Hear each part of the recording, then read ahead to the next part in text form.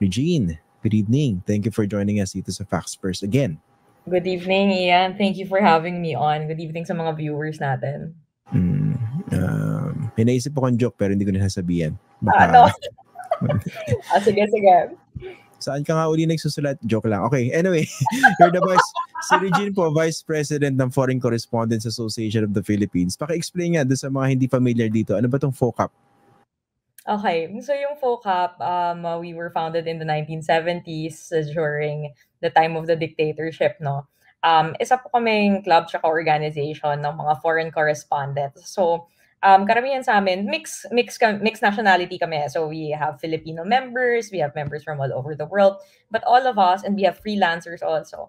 Generally, yung mga members ng FOCAP, nagsusulat po whether in staff capacity or as freelancers or contractors para sa different news organizations, no, who come from all over the world. So the US, Europe, and even other countries in Asia, such as Japan and China as well. Ayun. So ano lang, ma-disabuse natin yung utak ng iba na pag sinabing FOCAP, hindi po sila puro foreigner. Karamihan po dyan Pilipino. Ayan, Pilipino po si Regine, no? Yan, Pinoy na Pinoy yan si Regine. So basically, ang audience ng FOCAP journalist, the world. Yes. Okay, hindi lang Pilipinas. Okay, bakit talk to us about this, no? Lumabas sa statement nyo recently na you're basically raising alarm over the malign influence operations indicative of foreign interference. Tumbukan na natin, China ba to? Well, ito yung mahirap sabihin, Christian. Kasi syempre, yung attacks na record namin, puro anonymous yan. Or rather, they have to do with South China Sea or they're targeting journalists covering South China Sea.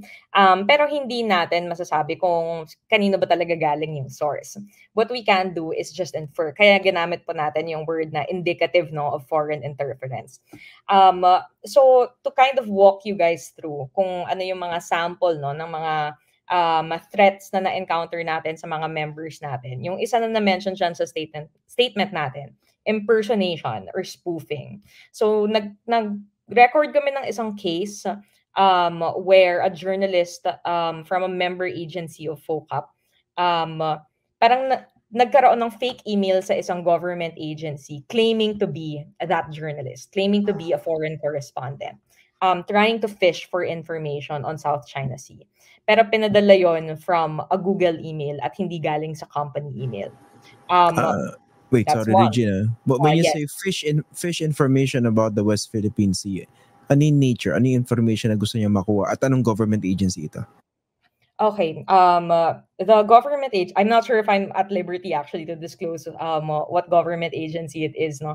But yun, sabihin na natin, it's a government agency, but they didn't respond to that particular email. We'll have to ask, of course, for the consent ng member tsaka ng agency concerned, no? And we're still in the fact-finding process. So that's why very general pa muna yung statement natin while we're still trying to go through the details din with our members.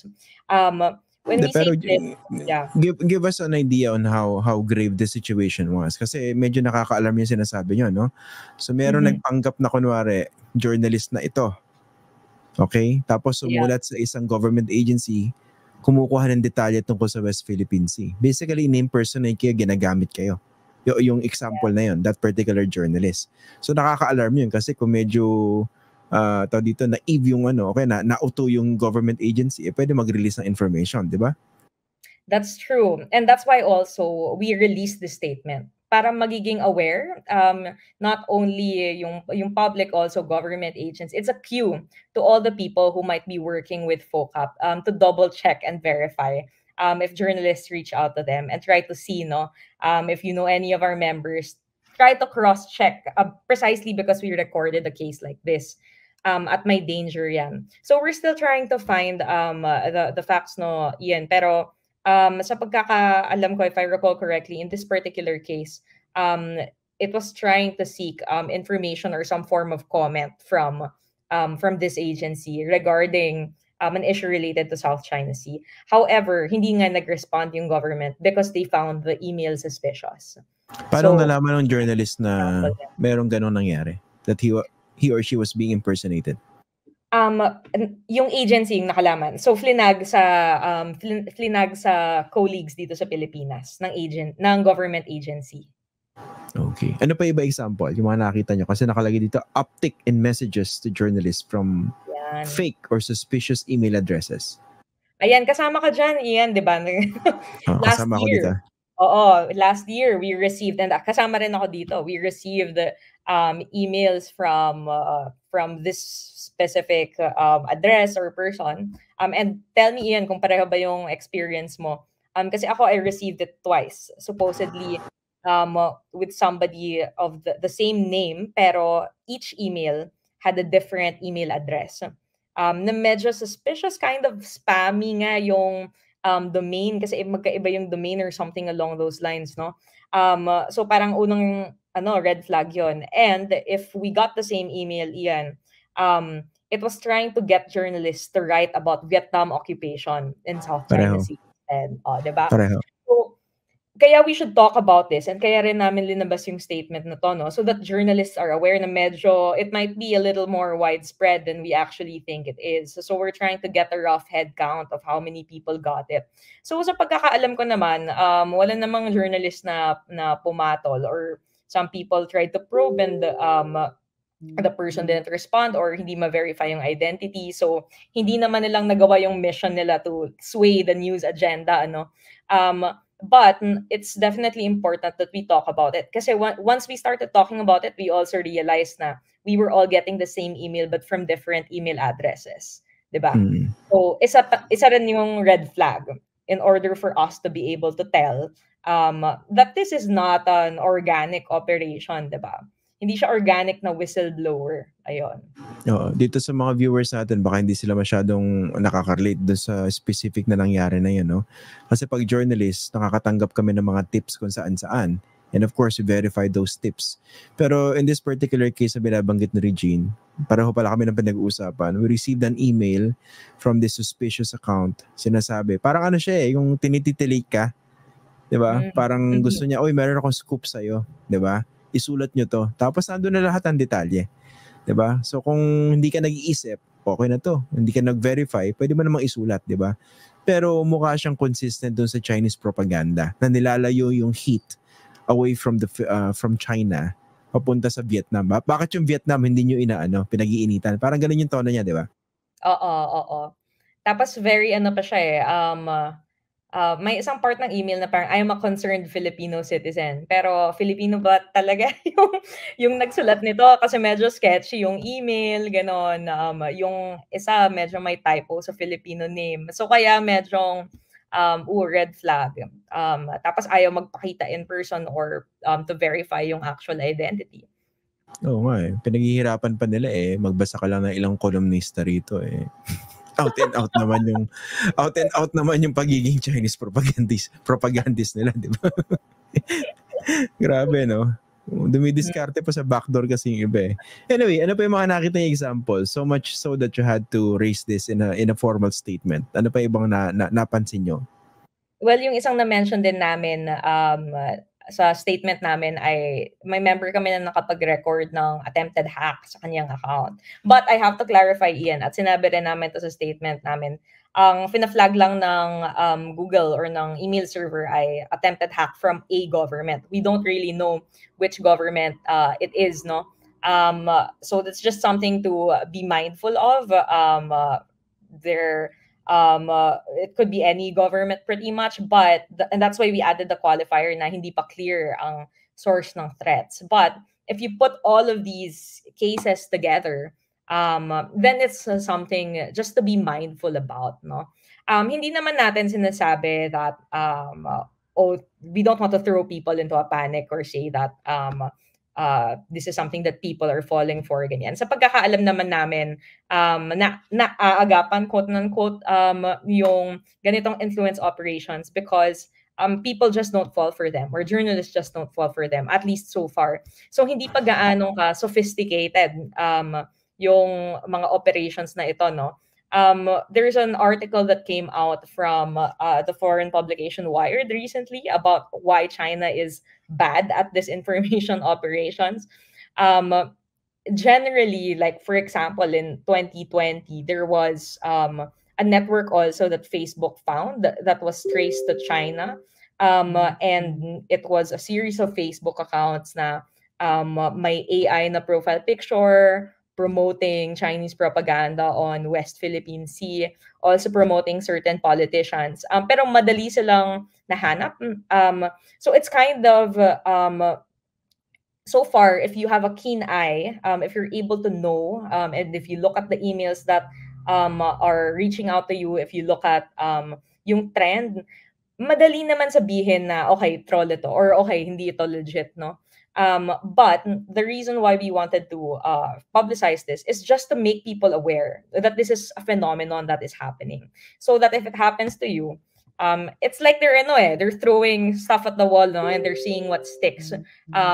So people should know that this is actually happening, so that if something lands on their inbox, alam nila that it could be something suspicious or spammy. Oh, pero that's true, no? And we cannot underestimate China's capability as far as disinformation is concerned. Ito, very concrete example. Diba recently, merong lumabas na YouTube video, I don't know if you saw it, pero na-take down. Pinepeke, no? Dinidefake yung voice ni President Bongbong Marcos. And basically, parang halos gusto niya mag-declare ng gera against China. Yung parang dito, ordering military action. Buti na take down kasi clearly peke, pero walang mukha yun, no? So that's one. Tapos yung sa mga mahilig dito sa NBA, National Basketball Association. 'Di ba natalo yung Lakers sa first round ng NBA playoffs against Denver. Meron lumalabas na video si LeBron James at saka yung coach nila si Darvin Ham. Grabe, sinisisi yung mga players, sinisisi isa't isa. Na alam mo, ordinarily hindi nila sasabihin. Pero basically, that's a voice deepfake. Ang galing ng bibig, no? Unless talaga i-analyze mo yung bibig, mukha siyang very believable. Boses ni LeBron James, boses ni Darvin Ham, the coach. So yung ganyan, di ba? Siyempre, alam na naman ng China to eh. Pero kumbaga, hindi lahat may keen eye, lalo pag nakita agad, di ba? Tapos papasukan pa natin nung confirmation bias, di ba? Minsan mahirap talaga mag-double check pag aligned yung napanood mo, nadinig mo doon sa iniisip mo eh. So yung pag ganyan, paano nyo ba dinidiskartehan yan? Well, may mga Ian, since na-mention mo na, AI is just going to get smarter and it's just going to get more sophisticated. So kahit na sabihin natin yung mga operator hindi masyadong sophisticated sa style nila, the technology might become more sophisticated. Kaya it's still important na mag-subscribe tayo sa mga mainstream media. Kasi sila yung magfa-fact check talaga ng mga ganitong phenomenon. Buti nga yung na-mention mo ang deepfake na agapan nga siya. Actually, hindi ko nga siyang napanood eh. I just heard about it na lang on the news. And tayo naman as journalists, we should also be careful to kind of like strike a proper balance. So yung advice ko siguro for journalists and even for government officials as well, anyone who's working in like this kind of like information spreading capacity official, it's very important na even when you're fact checking something, if you're calling out itong mga propaganda or huwag silang bigyan ng engagement. So don't directly quote tweet them sana, or better to screen cap tapos lagyan ng graphic na parang fact check type. May mga ganung guidelines, 'di ba, pag fact checker ka. Because you don't want to drive traffic dun sa source ng disinformation. So that's one way that journalists and people who spread information officially, in an official capacity, can be mindful. Dun sa sa grupo niyo sa FOCAP, concerned ba kayo sa possible infiltration naman? Kasi you are an organization of foreign news organizations covering Philippine issues, di ba? Basically, paano kung ma-infiltrate naman kayo kunwari ng Chinese spy na nagpapanggap na journalist? Ano yung mga protocols nyo dyan, yung mga safeguards nyo? Thorough naman yung application process ng FOCAP.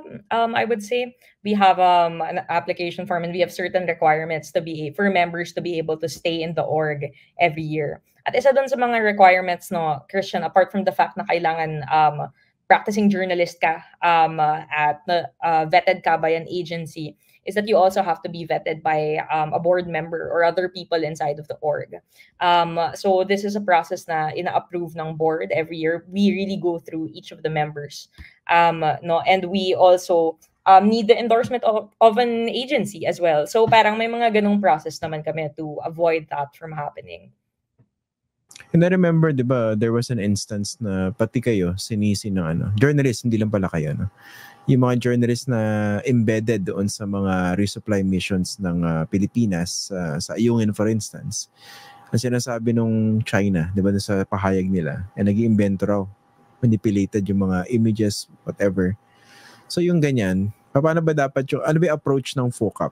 Kunwari in-embed kayo doon sa resupply mission, ano yung mindset nyo going in?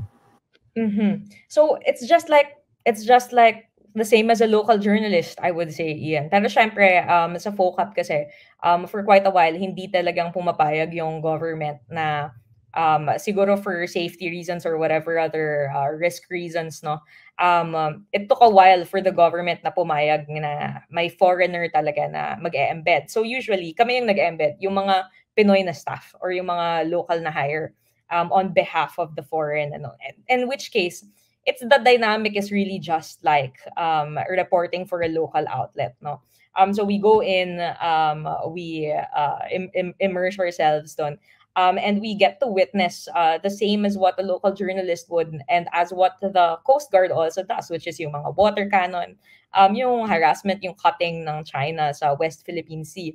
At kaya namin nasabi Ian, na-release namin yung statement na yun. I think that was around last month or within the last couple of months na inakusahan kami ng Chinese Foreign Ministry spokesman and ng embassy na nag-iimbento daw or manipulate namin yung video. Masasabi namin na with confidence that that is simply not true. And that's why we thought to release that statement. Dahil ang isang embed in West Philippine Sea ay medyo buwis-buhay siya na assignment, no? It's a high-risk, hostile assignment. And we've gone through the process. We can definitely say that it's not true at all that journalists invent or manipulate the video that you see out of the West Philippine Sea. Buti malinaw yan, no? Kasi isa yan sa mga ginagamit to reinforce the disinformation by the Chinese side, no? Well, anyway, maraming salamat sa iyo, Regine, for joining us dito sa Facts First sa Uulitin, no? Masayang kausap si Regine, medyo formal lang siya ngayon, pero ayan. Maraming salamat, Ian. If I can add siguro one thing also to mind of, no? Influence operations definitely, will not stop anytime soon. But what we can do is that we can learn to identify them and also inform ourselves. Pero yung online influence operations, isang aspect lang yan ng malign influence, ng foreign interference. Meron ding offline, and baka nga in the Philippine context, that's something that we should watch out for more. Another discussion for another time. Ayon. Thank you, Ian. Most definitely, offline disinformation. Maraming salamat, Regine Cabato, for joining us. Siya po yung Vice President ng Foreign Correspondents Association of the Philippines. Thank you, Regine. Kung nagustuhan niyo po itong video na ito, paki-like at share na lang po para mas marami pang makakita at makapanood. Kung gusto niyo po makibalita, follow niyo na rin po ako sa aking mga social media accounts na nakasulat po sa screen. Pwede rin po kayo magpadala ng super thanks, super like, super chat at super sticker sa YouTube, saka Facebook stars po. Alam niyo po, malayo po mararating ito para makagawa pa po kami ng mas maraming video na makatutulong po sa pagpapakalat ng tamang impormasyon para sa bawat Pilipino. Kada like, subscribe, follow at share ay pagsuporta po sa tunay na independent journalism sa bansa. Maraming salamat po.